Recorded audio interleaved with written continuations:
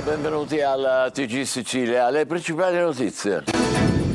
Incriminati dopo 26 anni i mandanti del delitto mafioso del sindacalista della UIL Mico Geraci, ucciso a fucilate a Caccamo. Sono due boss di Cosa Nostra di Trabia già in carcere. Il figlio, giornata importantissima, mi costituirò parte civile. Abusi sessuali su un seminarista di Enna, condannato a 4 anni e mezzo un sacerdote, Don Giuseppe Rugolo. Lungo il calvario della vittima che si era rivolto al vescovo senza essere creduto. Chiede l'archiviazione per suicidio alla magistratura che indaga sulla morte di Ayman Serti, il sedicenne marocchino trovato semicarbonizzato un anno fa a Merì nel Messinese. Decisione inaccettabile per il fratello. Ayman non si è ucciso. Il caporalato dopo la nostra inchiesta a Paternò. Lo sgombero della baraccopoli si farà solo dopo aver trovato soluzioni dignitose per i braccianti. A Catania le due facce dell'impegno green. Si piantano nuovi alberi, ma a Montepo e in viale Mario Rapisardi i mezzi utilizzati per sgombrare l'immondizia sradicano le radici delle piante. Agrigento, a pochi giorni dallo svelamento nella Valle dei Templi, il gigantesco telamone è già travolto dalle polemiche e dal sarcasmo e gli agrigentini si dividono. Intanto a Siracusa deciso il trasloco dei concerti pop. Non saranno più al Teatro Greco, ma all'Ara di Ierone. Cominciati i lavori per una platea da 4.000 posti. Calcio turno infrasettimanale in Serie C. Il Catania di scena nel pomeriggio ad Avellino per cercare di rialzarsi, mentre il Messina va all'assalto del Crotone con l'obiettivo di agganciare la zona play-off.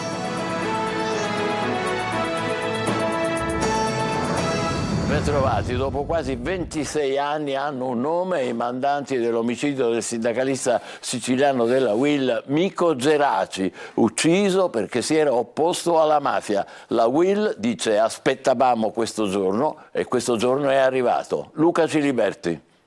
Ci sono voluti quasi 26 anni per conoscere la verità sulla morte di Mico Geraci, il sindacalista siciliano della UIL che ha pagato con la sua vita e il suo impegno contro la mafia. I sospetti che dietro il delitto ci fosse Cosa Nostra hanno finalmente trovato riscontri solidi. Un'inchiesta lunga che ha portato all'arresto di due boss, Pietro e Salvatore Rinella, capi mafia di Trabia, fedeli gregari del boss Bernardo Provenzano, vero regista del piano che portò all'eliminazione del sindacalista scomodo. Geraci, anni di militanza nella Democrazia Cristiana, uomo rigoroso e impegnato da sempre nelle battaglie di legalità, dava fastidio agli uomini d'onore del suo paese, Caccamo. Aveva deciso anche di candidarsi a sindaco. Nei comizi pubblici denunciava le ingerenze di Cosa Nostra nella pubblica amministrazione e rifiutava di assistere per i rimborsi agricoli personaggi poco chiari. Un malcontento che era arrivato alle orecchie di Nino Giuffre, capomafia locale, che aveva preferito non prendere posizione. Gli stessi malumori erano arrivati a Bernardo Provenzano, che al contrario decise di mettere a tacere il sindacalista rivolgendosi ai fratelli Pietro e Salvatore Rinella. Geraci fu freddato l'8 marzo del 1998 davanti agli occhi della moglie, affacciata al balcone di casa. Negli anni l'inchiesta sul delitto è stata archiviata e riaperta più volte. La prima archiviazione fu decisa nel 2021, poi nel 2026 ci fu una seconda archiviazione. Nino Giuffre, capomafia che nel frattempo era diventato pentito, aveva dato però degli spunti preziosi alle indagini. Negli anni altri ex mafiosi come Emanuele Cecala, Andrea Lombardo e Massimo Restivo hanno deciso di collaborare con la giustizia, svelando particolari su una serie di delitti risolti, tra i quali quello proprio di Geraci. Da qui la nuova riapertura dell'inchiesta e oggi provvedimenti cautelari per i mandanti Salvatore e Pietro Rinella. Dopo 8 ore di Camera di Consiglio, la sentenza di condanna del Tribunale di Enna a 4 anni e 6 mesi per Don Giuseppe Rugolo, il sacerdote accusato di violenza sessuale aggravata a danno di minori. Al TG Sicilia parla la vittima. Jerry Italia. Dopo una lunga maratona in Camera di Consiglio andata avanti per oltre 8 ore, il Tribunale di Enna ha condannato a 4 anni e 6 mesi di carcere per violenza sessuale su minori Don Giuseppe Rugolo, sacerdote ennese, arrestato nel 2021. Lo scorso 10 gennaio, nella sua requisitoria, il PM aveva chiesto per Rugolo la pena di 10 anni di reclusione. Al sacerdote è stata combinata anche l'interdizione perpetua dall'insegnamento e per 5 anni dai pubblici uffici, una sentenza che rappresenta la fine di un incubo per Antonio, riconosciuto vittima degli abusi al sacerdote quando ancora era minorenne. Arrivare a questo momento non è stato per nulla semplice. Sono davvero passati tanti anni e dopo non essere stato creduto dall'autorità ecclesiastica invece mi sono affidato allo Stato, e quello che ho raccontato è stato credibile, è stato creduto dai giudici, e quindi l'arrivo di una condanna per me è stato importante.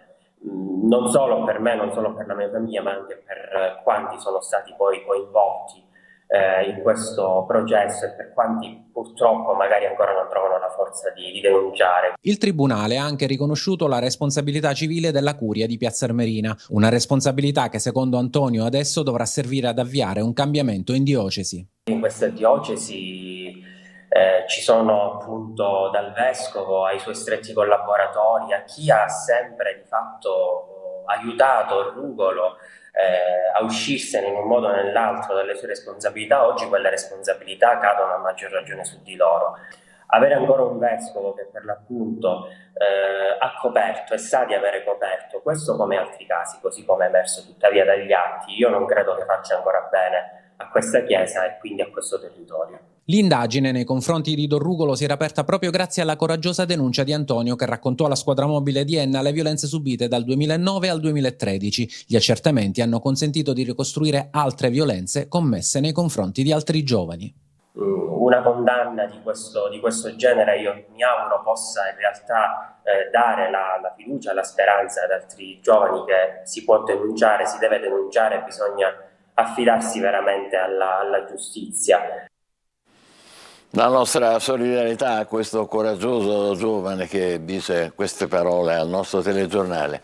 Il GIP del Tribunale di Gela ha rinviato a giudizio un catechista della Chiesa Madre del comune del Nisseno con l'accusa di atti sessuali con minorenni. L'episodio riguarderebbe un ragazzino di 12 anni. Gli investigatori hanno ricostruito che 2 anni fa il catechista, che aveva 10 anni più di lui, lo avrebbe indotto a compiere atti sessuali. Le parole di Aibo Serti, il fratello di Ayman, il sedicenne trovato carbonizzato nel febbraio del 2023 a Merì, in provincia di Messina. La procura ha chiesto l'archiviazione. La famiglia non crede al suicidio. Francesco Triolo. Voglio anche lanciare un appello a chiunque sa qualcosa, va a dirlo alla procura o al mio avvocato. Non crede all'ipotesi di un suicidio la famiglia di Ayman Serti, il sedicenne marocchino che il 16 febbraio 2023 fu trovato semicarbonizzato a Merì, in piazza Italia 90, ad un anno dalla sua morte. La procura di Barcellona ha chiesto l'archiviazione. Secondo gli investigatori il giovane si è tolto la vita. L'inchiesta aveva ipotizzato anche il reato di omicidio volontario. L'avvocato della famiglia di Ayman, Tommaso Calderone, ha già annunciato che presenterà opposizione perché ci sarebbero diversi aspetti che devono essere ancora approfonditi. Il fratello di Ayman, Aibu, invece continua a passare quotidianamente da quel piazzale dove c'è una bacheca con scritto "Sarai sempre nei nostri cuori" e continua a non credere nell'ipotesi di un suicidio. Perché non sappiamo come fanno a credere che un ragazzino di 16 anni si toglie la vita con quel modo, anche senza ragione. Poi noi lo troviamo molto strano perché mio fratello non manco era depresso, era un ragazzo molto bravo, amava la vita, sorridente e allegro. Poi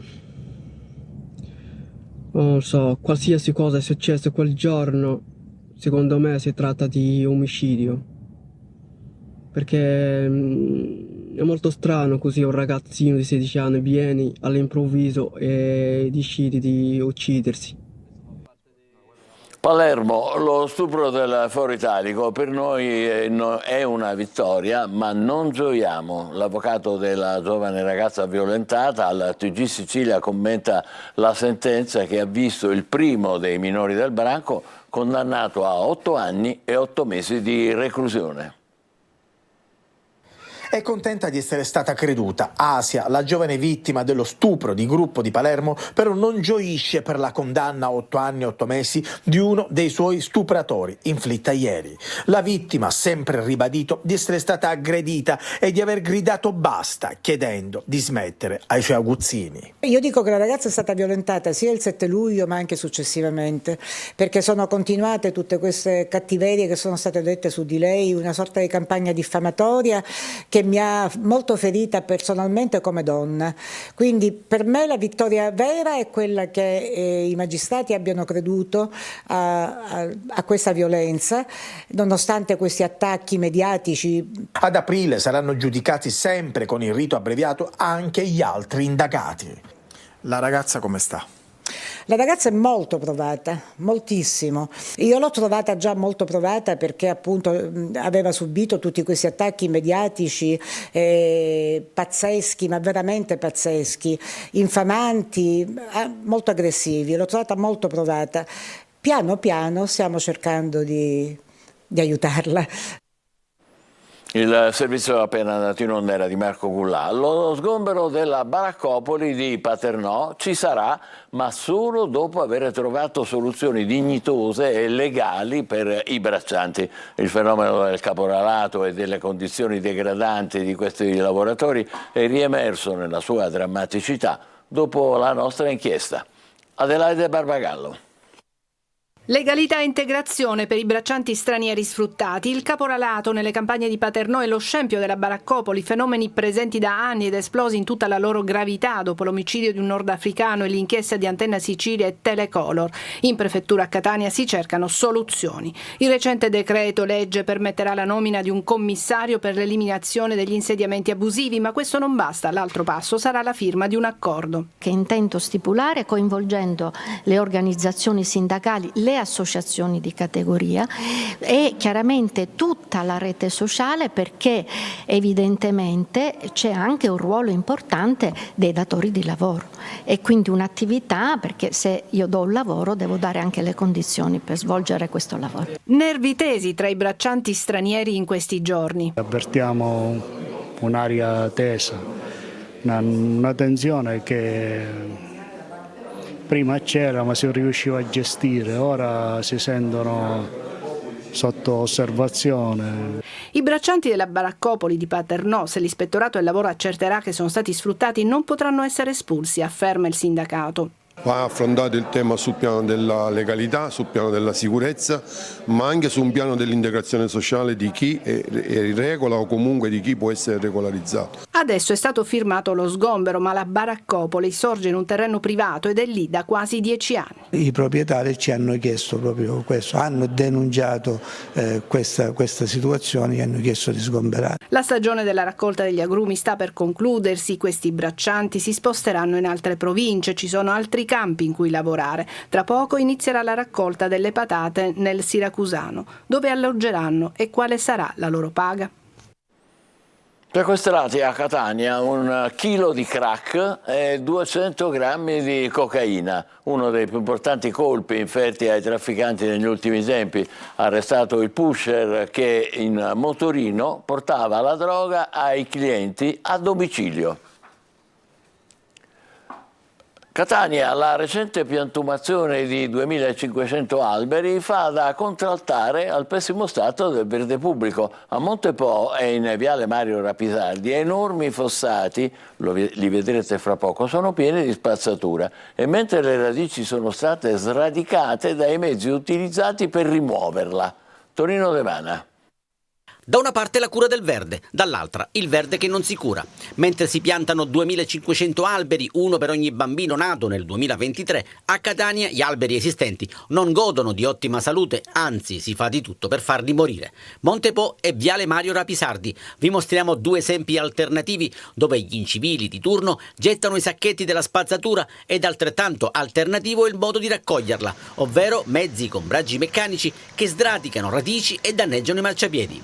La motopala è stata qua, una motopala, perché gli operatori ecologici non possono levare a mano la spazzatura con il guante, no, a motopala che costa un occhio al comune, a me, a lei, a tutti. Purtroppo abbiamo una buca profonda almeno 1 metro e larga quasi 2, dove praticamente viene utilizzata come un cassonetto dei rifiuti. Ai piedi di un albero che forse non si capisce se ancora è in vita o meno, le radici sono praticamente divelte dal lato in cui c'è questo enorme fosso.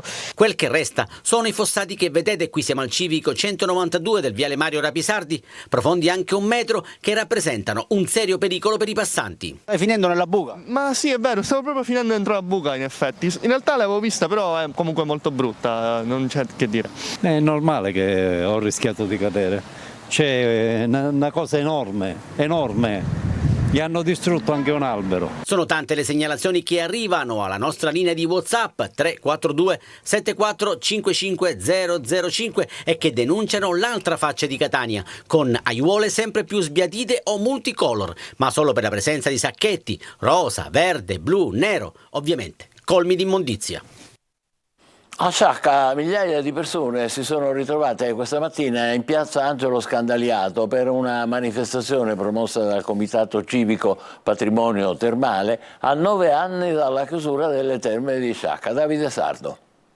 Migliaia di persone si sono ritrovate questa mattina in piazza Angelo Scandaliato a Sciacca per la manifestazione promossa dal Comitato Civico Patrimonio Termale in occasione del 9° anniversario della chiusura delle terme di Sciacca. La città di Sciacca, ma alla manifestazione erano presenti sindaci e delegazioni di diversi comuni, ha risposto in massa alla richiesta di partecipazione. Un lungo corteo dalla piazza principale ha marciato per le strade del centro fino a raggiungere il viale delle terme, dove davanti allo stabilimento si sono svolti gli interventi conclusivi. Grande soddisfazione da parte dei promotori per la massiccia adesione all'iniziativa, con la quale la città di Sciacca chiede con forza la riapertura delle strutture. Soddisfazione anche per le dichiarazioni rese ieri sera dal Presidente della Regione Renato Schifani, che a conclusione di un tavolo tecnico ha illustrato il percorso che intende portare avanti e concludere entro la fine della legislatura per il rilancio del termalismo. Le terme di Sciacca sono state chiuse il 6 marzo del 2015. Tale chiusura rappresenta l'epilogo di una ultra cinquantennale storia di iniqua gestione da parte della regione siciliana. Una manifestazione veramente imponente questa che abbiamo appena visto a Sciacca. Ci trasferiamo a Palermo, passeggiata shock in via Crociferi. Cede una botola e un 28enne precipita da un'altezza di 6 metri. Il padre ai nostri microfoni è un miracolato, poteva morire. Marco Gullà. Una tragedia sfiorata, Palermo, via dei Crociferi, nel quartiere Noce. Un ragazzo di 28 anni è caduto dentro una botola dopo che stava passeggiando con i suoi familiari. La lamiera che copriva la botola ha ceduto, provocando la caduta del ragazzo. Questa è via Crociferi, l'uomo stava appunto passeggiando in questo tratto di marciapiede quando all'improvviso la botola, che tra l'altro era semiaperta, ha ceduto e il 28enne ha fatto un volo di 6 metri circa, lo possiamo anche vedere dalle immagini, una caduta assolutamente rovinosa. Incontriamo il padre, ancora scosso per l'accaduto. Venivamo è venuto a prendere a me al lavoro, quindi qua si è creata una pozzanghera d'acqua, abbiamo messo la macchina qua, abbiamo detto vabbè passiamo da qua, come qua era tutto aperto, la botola c'era, ma sono fradice, giustamente passo io, passo da mio fratello, mio figlio, boom, è caduto là sotto. Io lì per lì, diciamo, non l'ho visto più. Cioè, mi sono voltato tutto assieme, mi sono visto mio figlio proprio cadere giù. È un miracolato. Miracolato, veramente. Io ho fatto di tutto per magari risollevarlo, perché aveva problemi respiratori, perché ha sbattuto le spalle, ha sbattuto la gamba. Il ragazzo sta meglio, ma ha dolori in varie parti del corpo. Abbiamo chiamato i carabinieri, così sono venuti i soccorsi, diceva soccorre questo ragazzo. Se la caverà con alcuni giorni di prognosi, la paura per quanto accaduto invece resterà. Agrigento, a pochi giorni dallo svelamento nella Valle dei Templi, il gigantesco telamone è già travolto dalle polemiche e dal sarcasmo. Anche il Museo Archeologico di Venezia ha pubblicato e poi cancellato un post ironico e tra gli agrigentini le opinioni sono divergenti. Davide Sardo. Non vi è pace tra gli ulivi della Valle dei Templi per il telamone, il gigante di tufo risvegliato da un sonno millenario, ricostruito e risollevato ancora una volta, come al tempo dei Greci, a ridosso del tempio di Zeus. È abusivo, è un obbrobrio senza piedi, è solo marketing o addirittura un'operazione Frankenstein. Il telamone di oltre 8 metri, appena inaugurato in presenza del governo regionale, divide tra coloro che plaudono all'iniziativa volta alla valorizzazione del patrimonio archeologico agrigentino e altri che invece lo bocciano come una mostruosità, con conseguente spreco di denaro pubblico. Anche tra gli agrigentini non mancano opinioni divergenti. Vedere rialzare un Telamone dopo tutti questi anni è sempre un piacere, con la speranza che questo Telamone rimarrà all'impiedi, perché con tutte le polemiche e cose che ci sono per adesso non lo so se questo Telamone si va di nuovo a coricare, secondo me. Personalmente, da un punto di vista estetico, non credo che aggiunga granché al grande valore della Valle dei Templi. Stiamo parlando della magnificenza della dominazione greca in Sicilia, quindi a mio parere è un'iniziativa molto lodevole. Tra le polemiche ha provocato particolare scalpore un post apparso su Facebook e cancellato dopo poche ore del Museo Archeologico Nazionale di Venezia, in cui si è posto a confronto con sarcasmo il colosso siciliano con la statua romana di Marco Agrippa, ammiraglio dell'imperatore Augusto, custodita appunto a Venezia. Diatribe a parte, il Telamone ha già reso il suo enorme contributo in termini di presenze turistiche e visibilità in tutto il pianeta. Dal giorno del suo svelamento, giovedì scorso, è stato ammirato, fotografato e filmato da circa 20.000 persone. Questo ad Agrigento, a Siracusa, intanto dopo mesi di polemica è arrivata l'ufficialità. I concerti pop non saranno più al Teatro Greco, ma all'Ara di Ierone. I lavori sono già partiti per una platea che aveva 4.000 posti. Francesco Aloi. Era previsto, adesso c'è la conferma. A Siracusa i concerti pop lasciano il Teatro Greco e traslocano all'Ara di Ierone. Stiamo già mettendo a terra tutto il progetto che è stato approvato sia dalla soprintendenza che dai Vigili del Fuoco, quindi realizzazione di stradelle, realizzazione di impianto elettrico, realizzazione di impianto antincendio e quanto prima inizieremo a collocare tutto il teatro provvisorio. Una scelta che piace, una decisione presa dalla Regione per tutelare il teatro, ma tutela è una parola fondamentale anche per quest'area di 7.000 metri quadrati. Perché una volta che noi smontiamo questo teatro, tutte le stradelle che sono, ripeto, sempre reversibili, sempre con la massima attenzione, il tessuto non tessuto, sabbia, eccetera, eccetera, resteranno per la fruizione delle persone diversamente abili. I lavori sono già iniziati. Quello che vediamo qui nel progetto tra un po' sarà realtà. Un palco principale di 200 metri quadrati, 2 palchi minori collegati tramite passerella, 5 settori dedicati alle tribune e 7 per le platee. I posti saranno 4.000. Massima protezione del piede diritto a contatto con il terreno vergine, quindi non è un suolo archeologico a tutti gli effetti, perché il suolo archeologico ce l'hai 60-70 cm sotto e quindi siamo in campagna. Pur tuttavia abbiamo la massima attenzione sul teatro e sulle strutture che poggeranno sul terreno. Zero barriere architettoniche, area accessibile a tutti. Adesso non resta che aspettare di conoscere chi verrà. Chi tra i big canterà qui. Lo scopriremo presto. Tutto questo all'Ara di Ierone. Adesso facciamo una breve pausa, tra poco il calcio con le ultimissime su Catania e Messina. State con noi.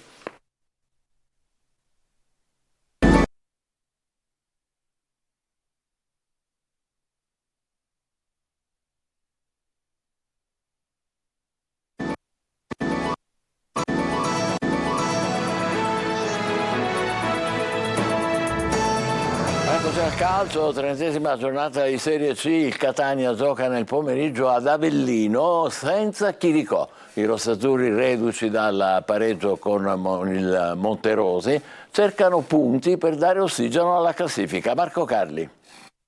La solita storia, il Catania che oggi dopo una prova negativa cerca di riprendersi è lo stesso che vuole continuità dopo una buona prestazione o un bel risultato. In questa stagione sull'altalena, che in mezzo a tanti momenti di buio ha prodotto un'esaltante finale di Coppa e un disarmante 15° posto in campionato, eccoci di nuovo da capo.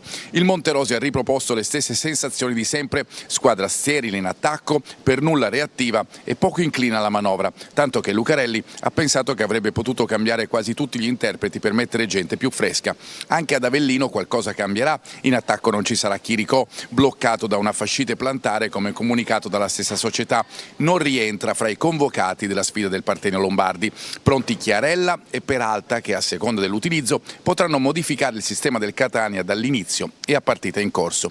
Gli irpini di pazienza, che non potranno contare su Cancellotti squalificato, non fanno del loro campo esattamente una fortezza. Hanno vinto l'ultima con la Casertana dopo un digiuno di di quasi 4 mesi. In trasferta il Catania non vince da Benevento prima di Natale e nelle ultime gare ha accumulato parecchi 1-0 a sfavore, con lo stesso cliché: gol subito e poi assenza di reazione. Un cliché che si proverà a modificare in una partita complicata contro una squadra che ha dei valori assoluti alti, come dimostra il 4° posto in classifica. Avellino-Catania sarà seguita da Telecolor attraverso diretta stadio, collegamenti dal Partenio, commenti da studio, 3 ore live che si concluderanno con le interviste ai protagonisti. Impegno casalingo per il Messina che dopo la vittoria di Brindisi ospita il Crotone, 7° in classifica. Nella formazione giallorossa rientrano dall'inizio Lia e Ortisi. Sergio Colosi. Un Crotone senza vittorie da 8 gare misura oggi pomeriggio a Francoscoglio le ambizioni del Messina di inserirsi nella prima metà della classifica. Calabresi sconfitti da Foggia e Giuliano con Silvio Baldini in panchina, ma Giacomo Modica non si fida e chiede massimo impegno ai suoi calciatori. Ha uomini e risorse per poter vincere con chiunque, sta attraversando questa fase abbastanza delicata. E noi dobbiamo essere bravi a cercare di triplicare le nostre forze, le nostre energie, perché non possiamo competere tecnicamente con una squadra che sulla carta è molto forte, sulla carta è più forte di noi. Nel 4-2-3-1 Fumagalli in porta, difesa con Manetta e Dumbravanu centrali, Lia, Ortisi ai lati, in mediana Franco e Frisenna, sulla tre quarti Rosafio e Mausso e Ragusa, con Zunno in attacco e Plesce in panchina insieme a Firenze e Polito. Per raggiungere il primo step della salvezza e poi pensare di poter rompere le scatole a qualche altra squadra importante per eventualmente sognare nel cercare di raggiungere un altro obiettivo, poi diventerebbe anche una cosa bella per tutti, per la città, per il presidente, per i tifosi, per noi, perché poi ballerebbero tante cose, carriera, stipendi, contratti. Arbitra Stefano Nicolini della sezione di Brescia, 6 precedenti senza vittorie con il Messina. E noi ci fermiamo qui, il TG Sicilia torna alle 20, grazie e buon pomeriggio.